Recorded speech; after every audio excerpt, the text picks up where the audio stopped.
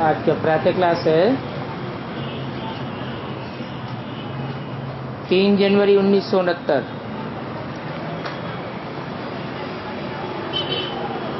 अब ये तो बच्चे जानते हैं कि हम बाबा के सामने बैठे हैं।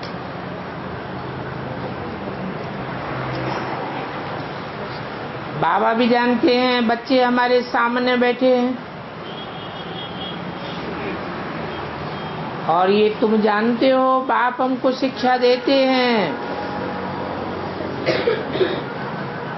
फिर वो शिक्षाएं औरों को देनी है।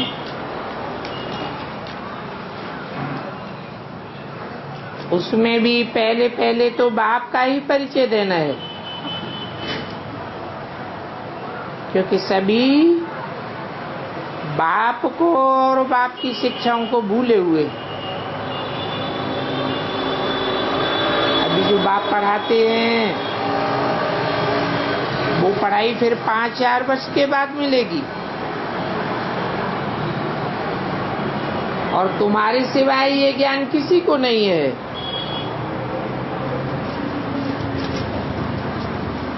तो मुख्य बात है बाप का परिचय।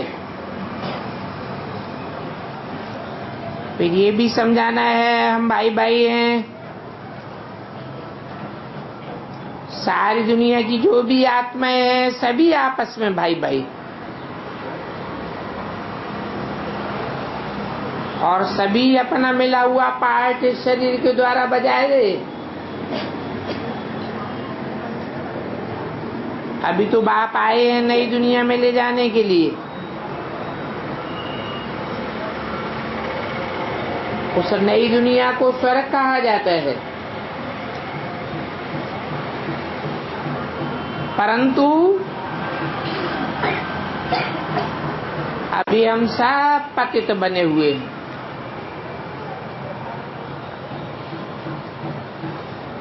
एक भी पावन नहीं है, और सभी पतितों को पावन बनाने वाला एक ही बाप है।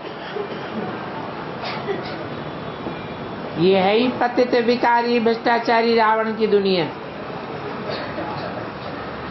और रावण का अर्थ ही है 5 विकार स्त्री के और 5 विकार पुरुष के। 10 विकार मिलकर के रावण के सिर बनते हैं।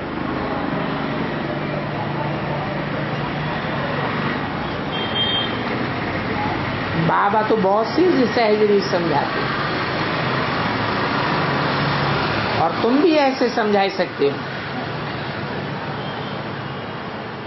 तो पहले पहले ये समझाओ हम आत्माओं का वो बाप है, और सभी अंबरदर्श हैं। इस बात को नोट करो, हम सभी भाई भाई हैं और हमारा बाप एक है।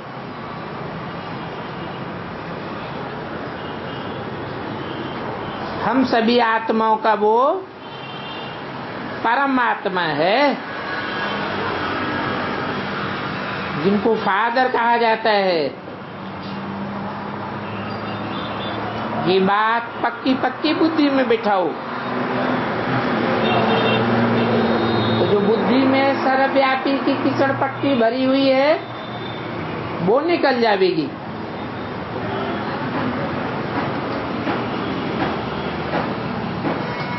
फिर पहले पहले पढ़ना है अलफ।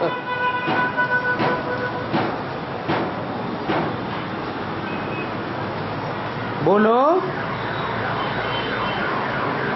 ये अलफ को अच्छी रीति बैठ करके लिखो।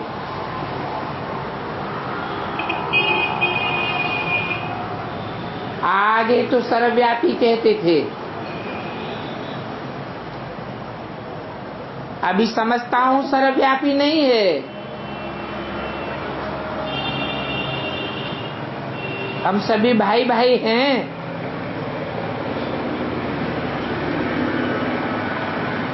बाकी कुत्ता बिल्ली शेर बकरी आदि ऐसे नहीं कहेंगे कि हम भाई भाई हैं।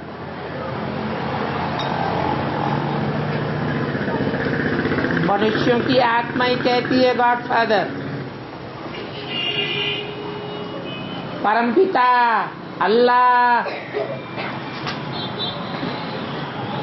तो पहले पहले तो ये निश्चय बैठाना है कि हम आत्मा हैं, परमात्मा नहीं है, और नहीं हमारे में परमात्मा बाप व्यापक है। सभी में आत्मा व्यापक है, और ये आत्मा शरीर के आधार पर पार्ट बजाती है। ये बात पक्की निश्चय करो।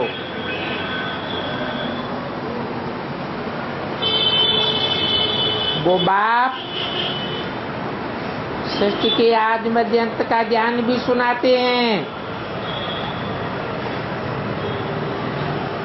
ये बात और तो कोई नहीं जानते हैं।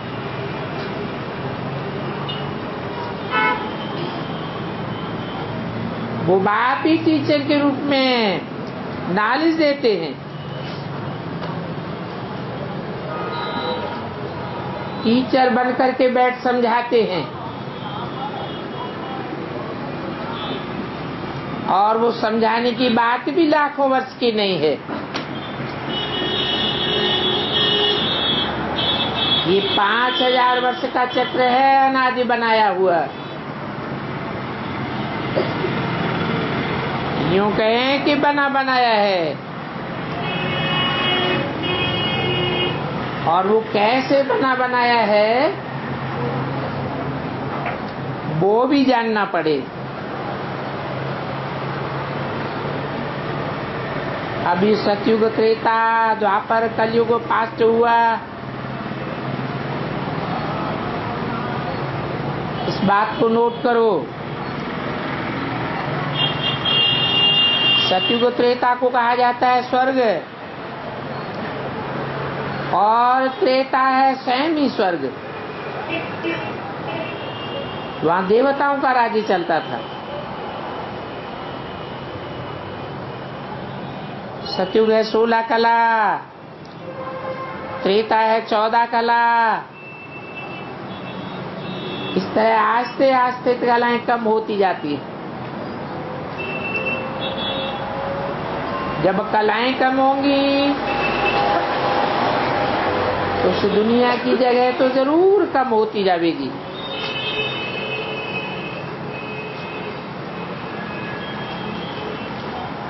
पुरानी दुनिया है ना,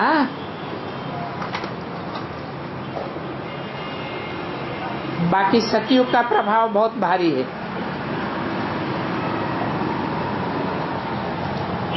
उसका नाम ही है स्वर्ग, हेवन। उस नई दुनिया को सतयुग कहा जाता है। उसकी महिमा करनी है।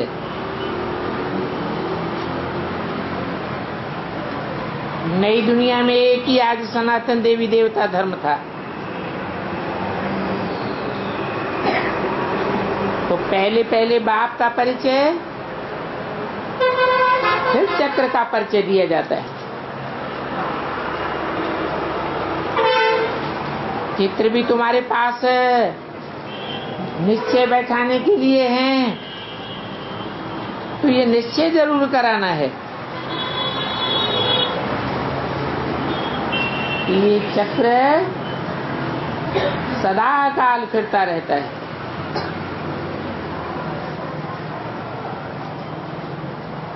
अब सतयुग, त्रेता, द्वापर, कलयुग पास्ट हो गया।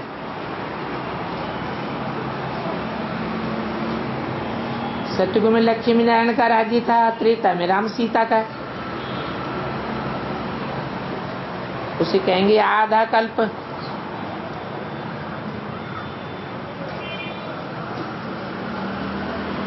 अभी तो 5000 कल्प की आयु पूरी होती है।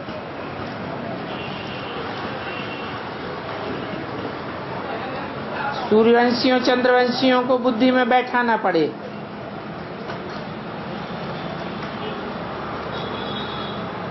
विष्णुपुरी बदल करके फिर राम सीता की पुरी बन जाती है।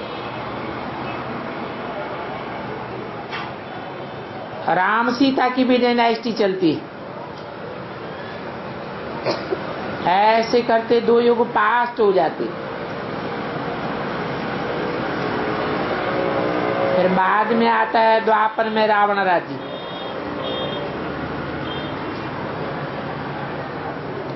नाम ही है द्वापर, द्वैतवादीपुर है।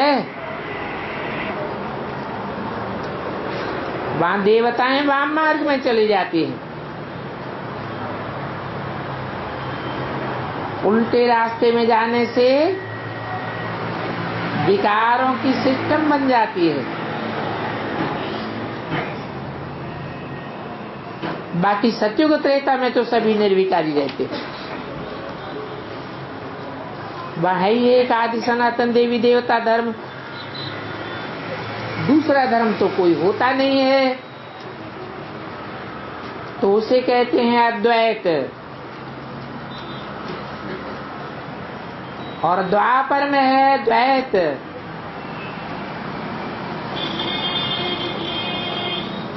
चित्रों पर भी समझाना है, फिर और भी समझाना है।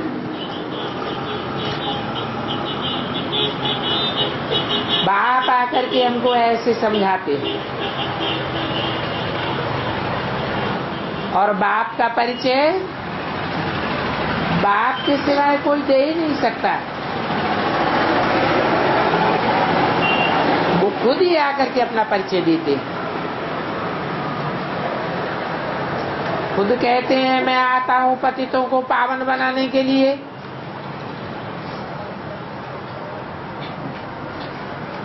तो मुझे शरीर तो जरूर चाहिए,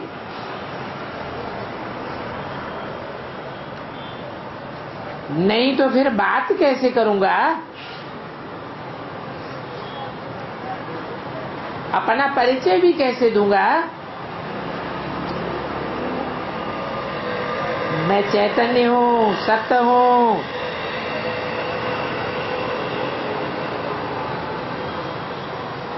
सतो रजो तमो में तो आत्मा आती है, मैं तो नहीं आता हूं। तुम जानते हो आत्मा ही पतित, आत्मा ही पावन बनती है।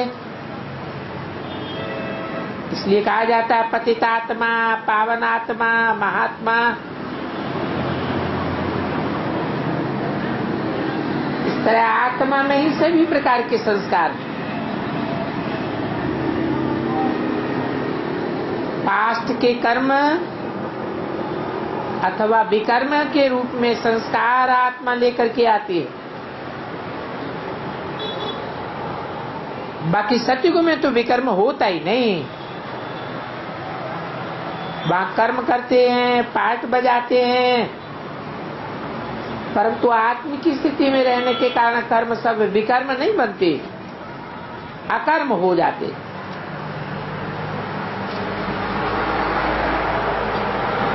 गीता में अक्षर है, हे अर्जुन मैं तुमको अकर्म विकर्म की गति समझाता हूं। अभी तो तुम प्रैक्टिकल में समझ रहे, जानते हो बाबा आया हुआ है, वो आकर के दुनिया को बदलते हैं। जहां कर्माकर्म होते हैं उसको सतयुग कहा जाता है, और जहां विकर्म होते हैं,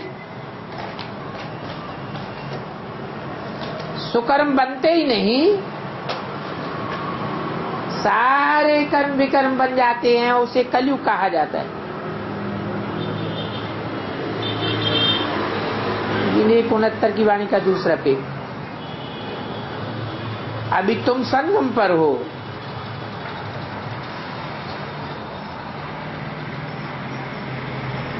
विकर्म भी बनते हैं। तुम आत्म की स्थिति में रहते हो तो अकर्म भी बनता है।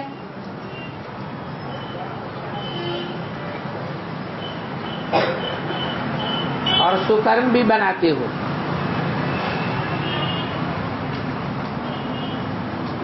तो बाबा दोनों तरफ की बातें समझाते हैं। सत्युग त्रेता है पवित्र दुनिया, वहां कोई भी पाप अथवा विकर्म होता ही नहीं है। क्यों नहीं होता है? क्योंकि वहां देवान होता ही नहीं, सब आत्मिक स्थिति में है। देवान से ही विकर्म बनते हैं, पाप कर्म बनते हैं। जब रावण राज्य शुरू होता है तो ही पाप होते हैं। वहां विकार का नाम निशान नहीं होता है।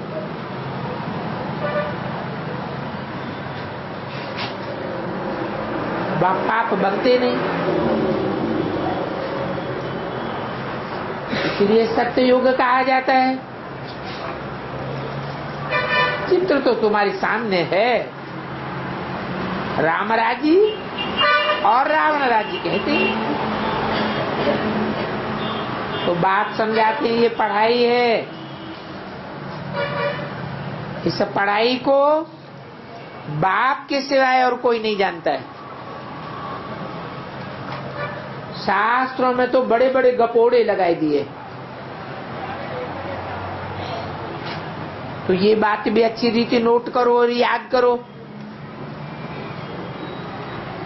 बरोबर हर एक युग 1250 वर्ष का होता है और 4 युग ही गाए जाते हैं। शास्त्रों में वर्णन है सतयुग त्रेता द्वापर कलयुग। इन्हीं को स्वस्तिका कहा जाता है। चौपड़ी आज बनाते हैं तो ये निशानी देते हैं, परंतु अर्थ नहीं समझते हैं। ये डिवाइड किया हुआ है, नहीं तो ये बढ़ाई तुम्हारी बुद्धि में अच्छी रीति रहनी चाहिए। बाप भी याद आता है तो सठ चक्र भी बुद्धि में रहता है। सारा ज्ञान सेकंड में बुद्धि में आ जाता है।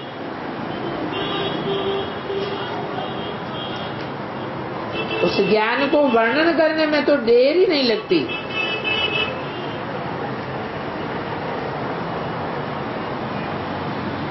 इतने बड़े झाड़ में ऐसा होता है, बीज और झाड़। बीज को देखते ही सेकंड में झाड़ याद आ जाएगा। जान जाते हैं ये बीज फलाने झाड़ का है। ऐसे ऐसे इनसे फल निकलेंगे। तो ये भी बेहद का सृष्टि रूपी झाड़ है, मनुष्य सृष्टि का झाड़ है। और इनका राज तुम समझते हो। सतयुग त्रेता में तो होते ही हैं पवित्र देवी देवता। अपवित्र तब बनते हैं जब के रावण राज्य शुरू होता है।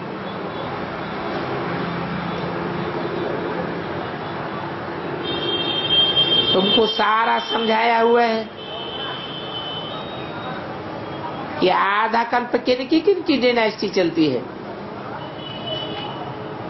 फिर रावण राज्य होता है तो सतयुग त्रेता खलास। फिर तो द्वापरवासी बन जाते हैं। तुम ये भी समझते हो कि झाड़ तो सदैव ही वृद्धि को पाता रहता है। 5000 वर्ष, आधा कल्प के बाद रावण राज्य, जबकि भिखारी बन जाते हैं। तो तुमको पूरे 84 जन्मों का राज समझाना है। रावण राज्य में आयु घट जाती है। क्यों घट जाती है?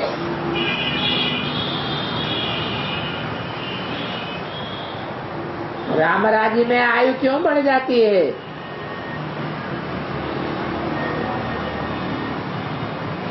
रावण राज्य में देवान आने से आयु घटती है। राम राज्य में आत्माभिमानी होते हैं तो आयु बढ़ जाती है। बाप से जो वर्षा मिला वो आधा कल्प चलता है। नाले सुना करके वर्षा दिया, वह प्रारब्ध भोगी और सत्युग त्रेता में सुख पाया। उनको सुखदान कहा जाता है। सत्युग है ना, सत्य से ही सुख होता है, तमो से दुख होता है। वहां तो दुख होता ही नहीं है। तो ये बात समझना कितना सहज है। एक को समझाते हो या बहुतों को समझाते हो तो इस बात पर ध्यान देना है। देखो कि हाँ हाँ करता है, कान हिलाता है तो नोट भी कराते जाओ। बीच बीच में पूछो, कोई शंका हो तो पूछो।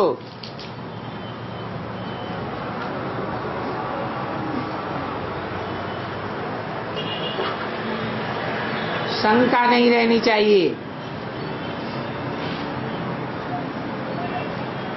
जो बात कोई नहीं जानता हो वो हम समझाते हैं। तुम कुछ नहीं जानते हो तो जरूर पूछेंगे।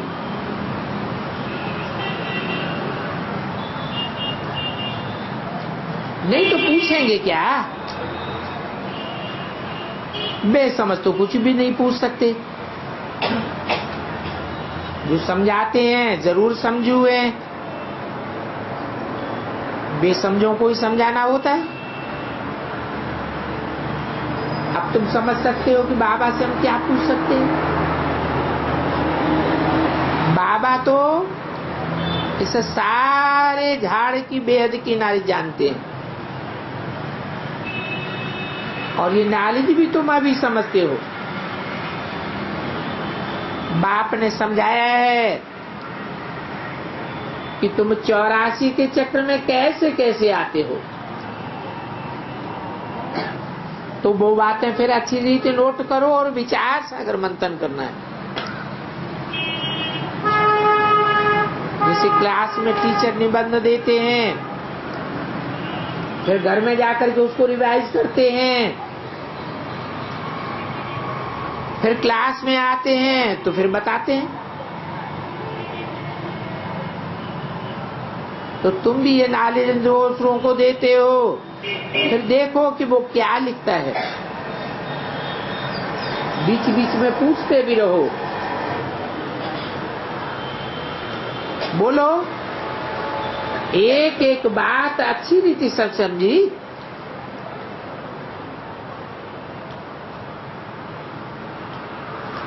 टीचर ने समझाया, बाकी गुरु का भी कर्तव्य है। उनको बुलाया ही है कि आकर के पतितों को पावन बनाओ। आत्मा पावन बनती है तो फिर शरीर भी पावन मिलता है। जैसा सोना होता है वैसा जेवर बनता है। 24 कैरेट सोना होगा, उसमें खाद नहीं डालेंगे तो जेवर भी ऐसा सतो प्रधान बनेगा। खाद डालने से तमो प्रधान बन जाता है। तो ये भी विकारों की खाद है। जो आत्मा में पड़ती रहती है। जो सृष्टि है उसमें पहले भारत 24 कैरेट था। ये भारत पक्का 24 कैरेट के सोने की चिड़िया थी। उसे कहेंगे सतो प्रधान दुनिया। अभी तो तमो प्रधान बन गई। पहले प्योर सोना, नई दुनिया प्योर और पुरानी दुनिया इम्प्योर। खाद पड़ती जाती है। तो ये बात बाप ही बैठ समझाते हैं, और कोई मनुष्य गुरु लोग नहीं है जो इन बातों को जानते हो कि कौन सी खाद पड़ती है, कौन सी खाद पड़ती है।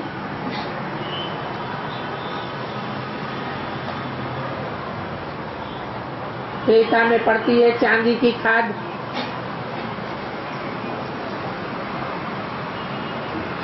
सोने जैसी आत्मा तो सतयुग में आ गई।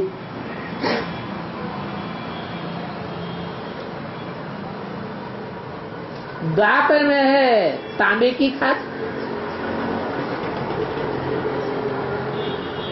सोने चांदी जैसी आत्माएं तो रही नहीं।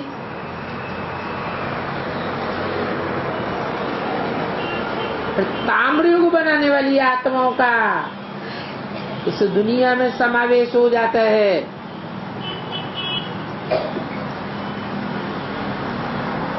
तो मिक्स होने से बात बिगड़ती जाती है।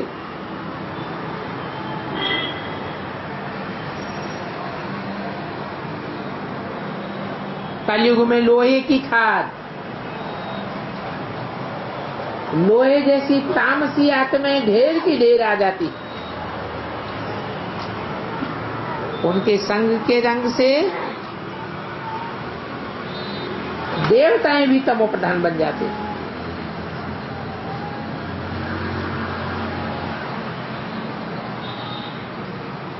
फिर अंत में बाप आते हैं, तुम बुलाते ही हो आकर के पावन बनाओ।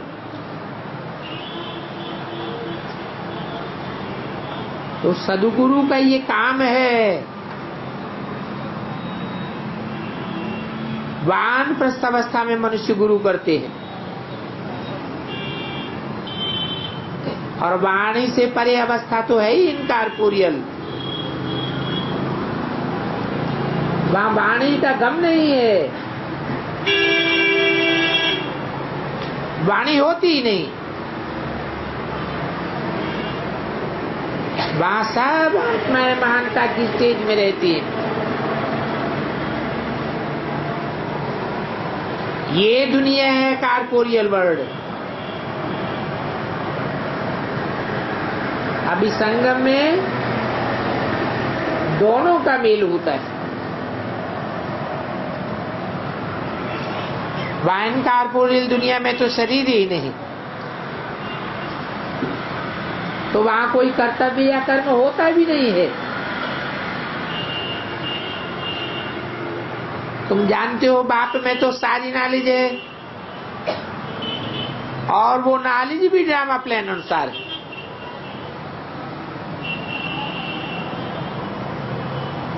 उनको कहा जाता है नॉलेजफुल। वो चैतन्य भी है, सत्य भी है, आनंद स्वरूप भी है। इसी कारण उनको नॉलेजफुल कहा जाता है।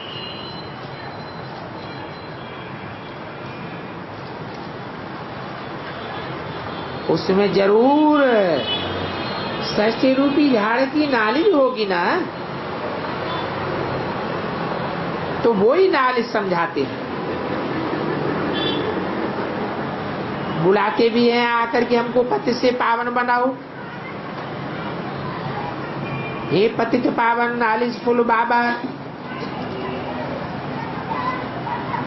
उनका नाम सदैव शिव है। क्योंकि वो सदैव कल्याणकारी है। नाम तो काम के आधार पर ही पड़ता है, बाकी आत्माएं तो सभी आती है पार्ट बजाने के लिए। तो नाम भी भिन्न भिन्न नाम रूप हो जाते हैं, बाप को बुलाते हैं, परंतु बुलाने वालों को कुछ समझ ही नहीं रहती, जानते नहीं है कि उनको जरूरत भी होगा जिसमें बाप प्रवेश करे, तुमको पावन दुनिया में ले जाने के लिए प्रवेश करे, लायक बनाते हैं ना। नालायक तो जाएंगे नहीं। कहते हैं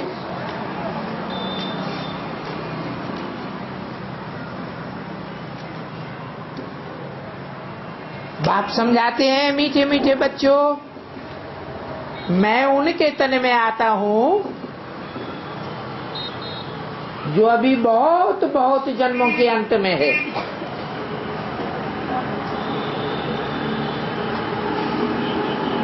बहुत जन्म कितने होते हैं? बहुत में बहुत 84 जन्म होते।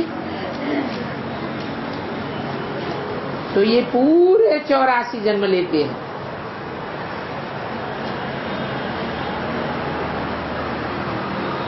तो मुझे राजाओं का राजा बनाने के लिए भाग्यशाली रथ पर आना पड़ता है।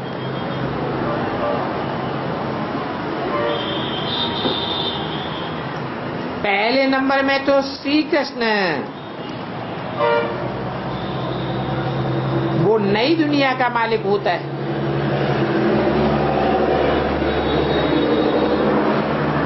फिर वो ही नीचे उतरते हैं। जो सूर्यवंशी होते हैं वो ही फिर चंद्रवंशी बनते हैं। चंद्रवंशी जो वैश्यवंशी, वैश्यवंशी जो शूद्रवंशी, फिर अभी ब्राह्मण वंशी बनते हैं। गोल्डन से सिल्वर, कॉपर, आयरन एज में आते हैं। अभी फिर से तुम आयरन एज से गोल्डन एज बन रहे हो। तो इसके लिए बाप कहते हैं सब मुझे याद करो। जिसमें प्रवेश किया है उनकी आत्मा में तो जरा भी ये नॉलेज नहीं थी। इनमें मैं प्रवेश करता हूं, इसलिए इनको भाग्यशाली रथ कहा जाता है।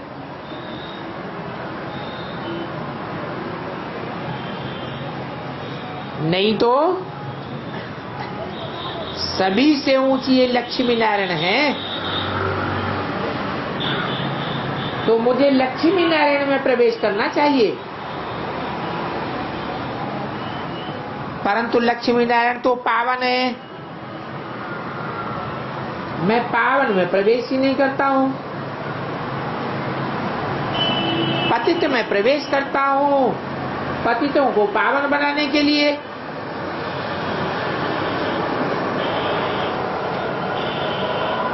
तो इन लक्ष्मी नारायण में परमात्मा प्रवेश नहीं करते।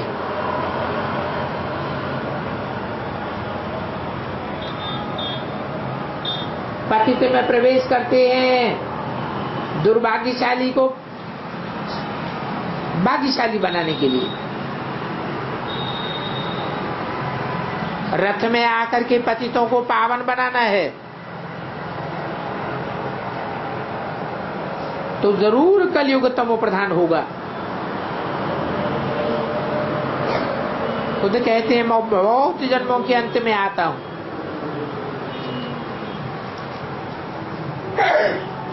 गीता में भी एक्यूरेट अक्षर हैं,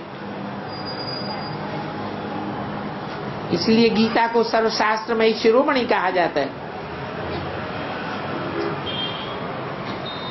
इस संगम युग पर ही बाप आकर के ब्राह्मण कुल की रचना रचते हैं और फिर ब्राह्मण कुल से देवता कुल की स्थापना करते हैं।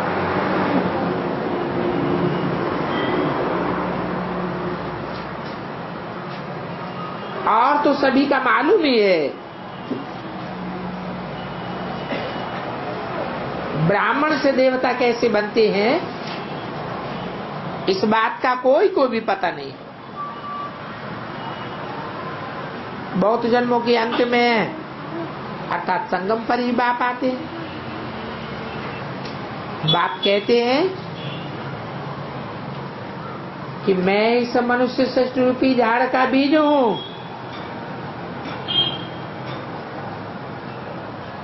कृष्ण तो सतयुग का रहवासी है। उनको दूसरी जगह पर तो कोई देख ही नहीं सकता, क्योंकि बाद में तो पुनर्जन्म लेते लेते नाम रूप देश काल सभी बदल जाता है। जन्म जन्मांतर सारे फीचर्स ही बदलते रहते हैं। वैसे भी पहले छोटा बच्चा होता है, फिर सयाना होता है, फिर बड़ा होता है, फिर वो शरीर छोड़ वो दूसरा छोटा बच्चा बनता है। तो ये बना बनाया खेल, ये ड्रामा के अंदर फिक्स है। जब दूसरा जन्म लेते हैं तो उनको कृष्ण नहीं कहेंगे, उस दूसरे शरीर पर तो नाम आदि दूसरा पड़ जाएगा, क्योंकि उनका समय, फीचर्स, तिथि, तारीख सब बदल जाता है। वर्ल्ड की हिस्ट्री, ज्योग्राफी हूबहू रिपीट होती है। तो ये ड्रामा भी रिपीट होता रहता है। सभी आत्माओं को सतोरजोतमो में आना ही होता है। सृष्टि का नाम, युग का नाम सभी बदल जाता है। अभी ये तो संगम युग है,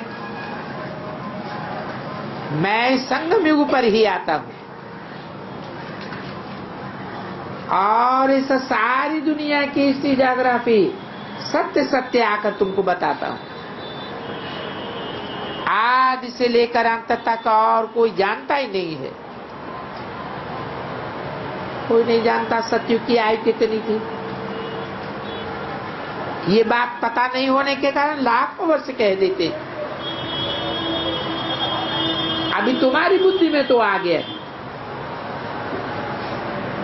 बल कोई नया होगा, परंतु लिखत ठीक होगी तो ध्यान में रहेगा। ये बात तो सच्ची है, अंदर में हमको ये बात पक्की करनी है। वो बाप टीचर भी है, गुरु भी है। फिर से हमको सतो प्रधान बनने के लिए अच्छी युक्ति बताते हैं। गीता में भी है, देश है देह के सभी धर्म छोड़ अपन को आत्मा समझो। आत्मा समझेंगे तो अपने घर में जरूर जावेंगे। आत्माओं का घर है ही परम धाम। भक्ति मार्ग में कितनी मेहनत करते हैं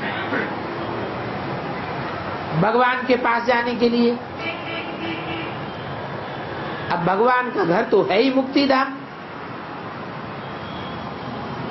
वहां कर्म से मुक्त हो जाते हैं। भगवान को कर्मों का कोई लेप छेप नहीं लगता, वो तो कर्मों से सदैव मुक्त हैं। तुम भी निराकारी दुनिया में जाकर बैठते हो। तुम पाठधारी हो, पाठधारी घर में गया तो पाठ से मुक्त हो गया। सभी चाहते हैं मुक्ति को पावे, परंतु मुक्ति तो किसी को मिल ही नहीं सकती जब तक बाप बैठकर समझावे। ये अनादि अविनाशी ड्रामा है। कोई कहते हैं ये पाठ बजाना, आना जाना, ये हमको रास्ता नहीं। परंतु बाप कहते हैं इसमें तुम कुछ नहीं कर सकते। मेरे को ही बार बार आना पड़ता है, तो तुम कैसे बच सकेंगे? ये अनादि ड्रामा में तुम्हारा पार्ट नुदा हुआ है। एक भी ऐसी आत्मा नहीं है जो सदा काल के लिए मोक्ष को पा सके। वो तो अनेक प्रकार की मनुष्यों की मतें हैं। ये तो बाप की श्रीमत है श्रेष्ठ बनाने के लिए। आज के मनुष्यों को श्रेष्ठ नहीं कहेंगे, श्रेष्ठ देवताओं को कहा जाता है। क्यों कहा जाता है? उन श्रेष्ठ देवताओं के आगे सभी नमन क्यों करते हैं?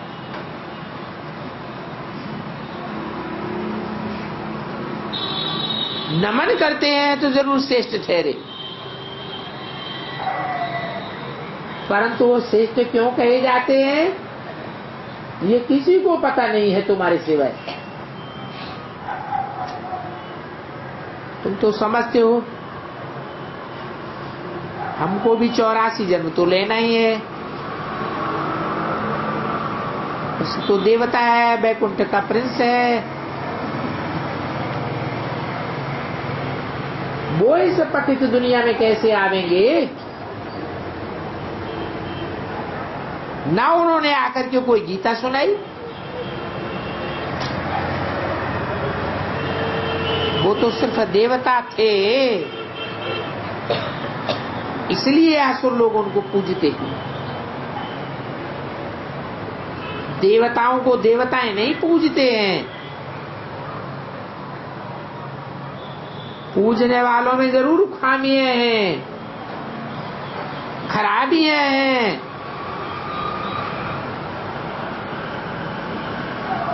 तब पतित बैठे पूजा करते हैं। देवताएं तो पावन, वो असुर तो पतित ठहरे। कहते भी हैं मुझे निर्गुण आर्य में कोई गुण नहीं, आप ही तरस परोई, आप ही हमको ऐसा बनाओ। अब करती तो सभी कुछ आत्मा।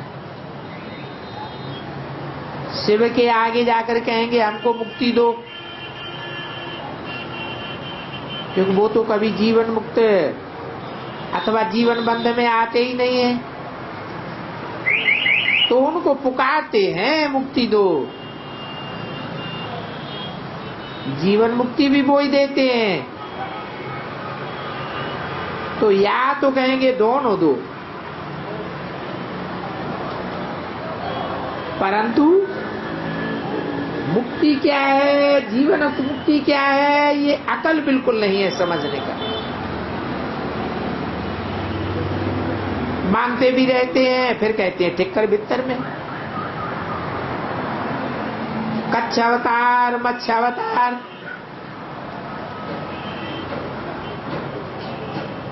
फिर जाकर उन तीर्थों में स्नान करते रहते हैं। बराह अवतार, परशुराम अवतार, उन्होंने ऐसे किया, इन्होंने ऐसे किया। अभी बाप तो ऐसा कुछ नहीं करते, जैसा बारह ने किया, परशुराम ने किया, कुछ भी नहीं। कोई भी मनुष्य शिव की, ब्रह्मा की, विष्णु की, शंकर की अथवा इन लक्ष्मी नारायण की एक्टिविटी को नहीं जानते हैं। कृष्ण के लिए शास्त्रों में कितनी निंदा लिख दी है। 3:69 की वाणी का चौथा पेज। सिर्फ लक्ष्मी नारायण के लिए कोई उल्टा सुल्टा कलंक नहीं लगाया है।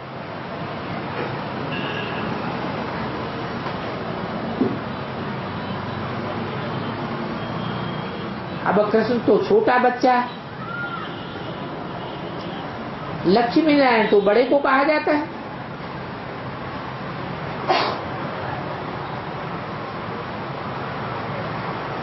छोटे बच्चे में अवगुण होते हैं या बड़े में अवगुण होते हैं? जब बड़ा होता है तो अवगुण आते हैं। छोटा बच्चा तो महात्मा। फिर नारायण को कोई कलंक क्यों नहीं लगाते? क्या कारण है?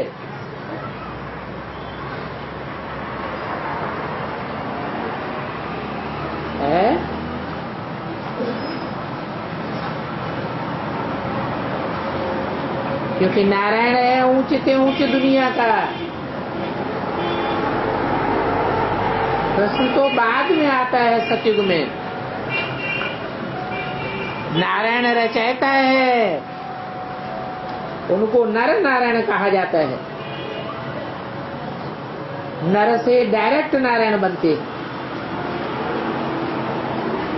सतयुग में जो कृष्ण जन्म लेगा वो नर से डायरेक्ट नारायण नहीं बनता।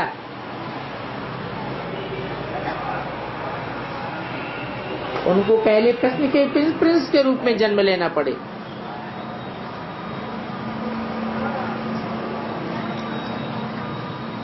फिर लोग समझते हैं कि लक्ष्मी से धन लेना है।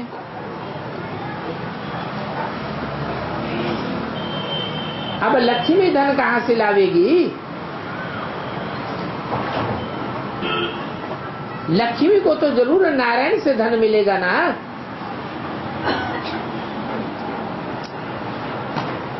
अब्बा के आगे जाकर भी उनसे बहुत चीजें मांगते हैं। पुत्र चाहिए, यह चाहिए, वह चाहिए। लक्ष्मी से सिर्फ धन मिलता है। समझते हैं उनके पास अथाह धन है। अभी तुम तो समझते हो बाबा और मम्मा जिनके हम बच्चे हैं वो हमको अथाह धन देते हैं।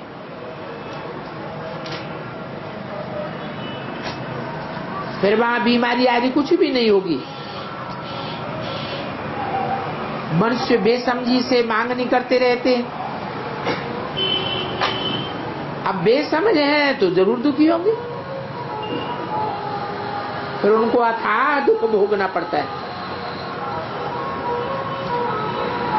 तो ये सभी बातें बच्चों की बुद्धि में होनी चाहिए। कोई पहले पहले मल्लयुद्ध सीखते हैं, बाणों से लड़ते हैं, फिर बाद में बंदूक आई। पहले तलवार से लड़ते थे। अभी तो देखो बाम साध से क्या क्या कर देते। गीता में भी दिखाया है। फिर अविनाशी पद भी दिखाया है। तुम तो सतयुग में अविनाशी पद पाते हो।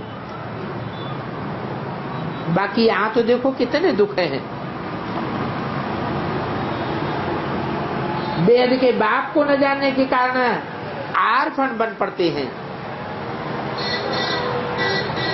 तो दुनिया में होते हैं हद के आरफन, यहाँ बनते हैं बेहद के आरफन। बाप समझाते हैं सभी बेहद के आरफन हैं।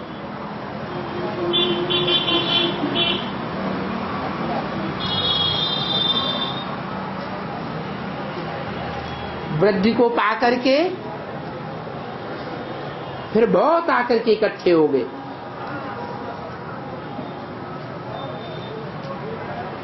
अब एक तरफ तो नई दुनिया में कितने थोड़े मनुष्य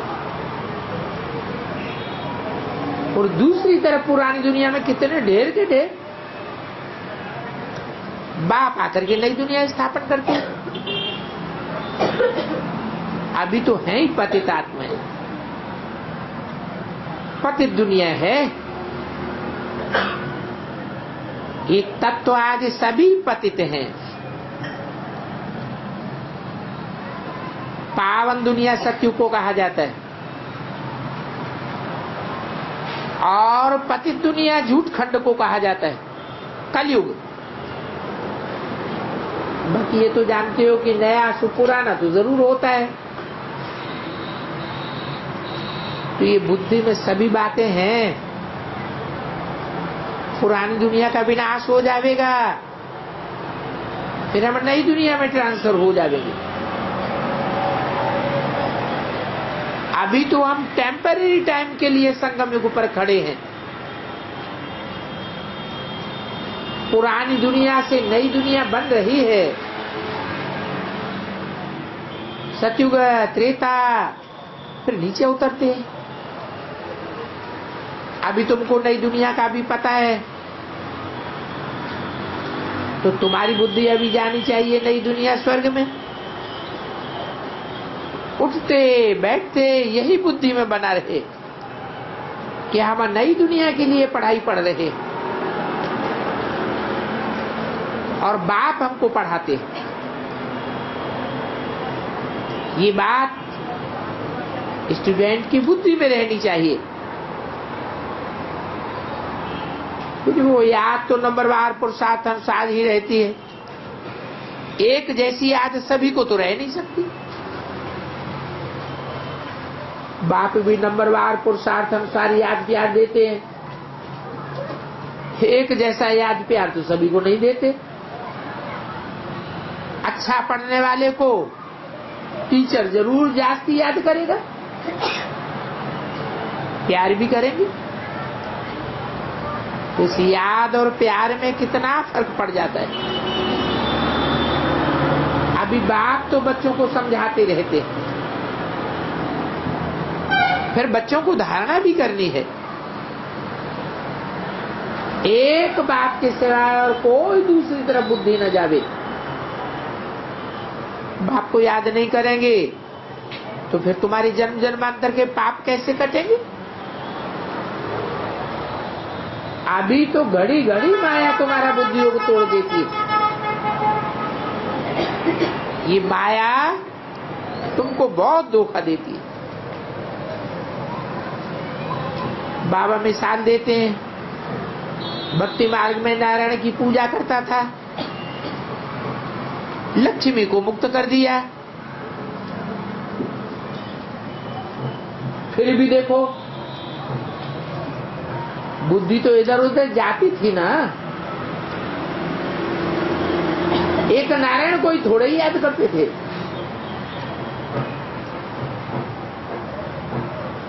अपन को फिर थप्पड़ मारते थे कि लक्ष्मी को अलग कर दिया तो भी बुद्धि इधर उधर भागती है। हमारी बुद्धि फिर बार बार इधर उधर क्यों जाती है। आखिरी विनाश भी देखा और स्थापना भी देखी। साक्षात्कार की आस भी पूरी हुई। बुद्धि में आया, समझा अभी नई दुनिया आती है, हम ये लक्ष्मी नारायण बनेंगे। फिर ये पुरानी दुनिया का विनाश हो जाएगा। पक्का पक्का निश्चय हो गया। अपनी राजधानी का भी साक्षात्कार हुआ तो बुद्धि में आया अभी सरावती का हम क्या करेंगे, जबकि हमको स्वर्ग की राजाई मिलती है। इसको कहेंगे ईश्वरीय बुद्धि। ईश्वर ने प्रवेश करके ये बुद्धि चलाई कि अभी हम इस पुरानी दुनिया में क्या करेंगे। ज्ञान कलश को माताओं को मिलता है तो माताओं को ही सभी कुछ दे दिया। बोला लो तुम कारोबार संभालो, और सभी को ज्ञान अमृत बांटो। अभी देखो सिखलाते सिखलाते यहाँ तक आ गए। एक दो को सुनाते सुनाते अभी कितने ढेर के ढेर हो गए। आत्मा प्योर होती जाती है, फिर आत्मा को पवित्र शरीर मिलता है।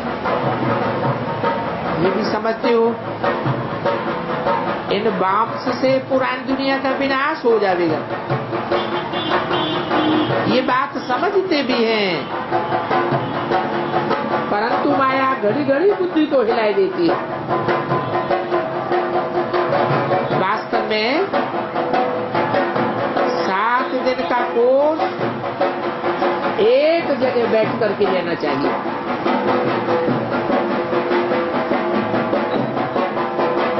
कहते भी हो 7 रोज पढ़ो, तो फिर कह देते हम कल आवेंगे, दूसरे दिन माया खलास कर देते, फिर आते ही नहीं है।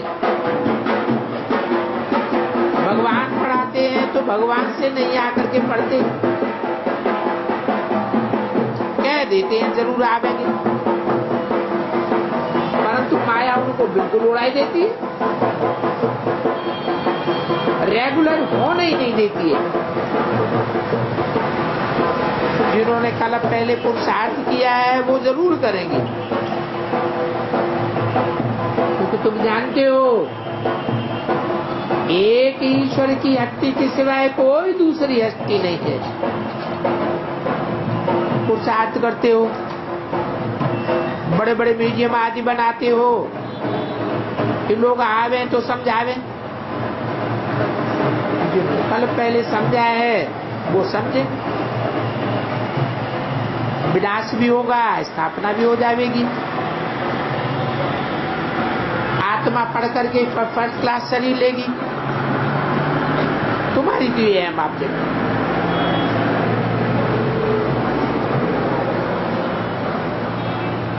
और तुम्हें याद क्या करना है? कुछ भी याद नहीं पड़ना चाहिए। अभी हम नई दुनिया में जाते हैं, परंतु जावेंगे तो अपने अपने पुरुषार्थ अनुसार ही। जितना टीचर का आज्ञाकारी, सुप्रीम का आज्ञाकारी बनेंगे तो कहेंगे ये सपूत बच्चे हैं, जो आज्ञा नहीं मानते हैं तो उनको कपूत ही कहेंगे। अच्छा, मीठे मीठे रूहानी बच्चों को रूहानी बाप दादा का याद प्यार, गुड मॉर्निंग और नमस्ते हो।